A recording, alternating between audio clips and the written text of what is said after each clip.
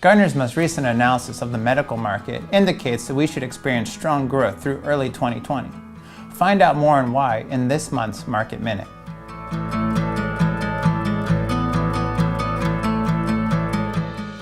Using Gardner's three lenses approach, we look at the financial data provided by Wall Street equity analysts, we look at macroeconomic data, we also look at our own Gardner proprietary data when assessing an end market. When we look at the medical industry, we see really strong growth in EBITDA and also strong growth in revenues. We've seen a little decline in free cash flow growth, but when we look at the absolute figures, they're still very strong.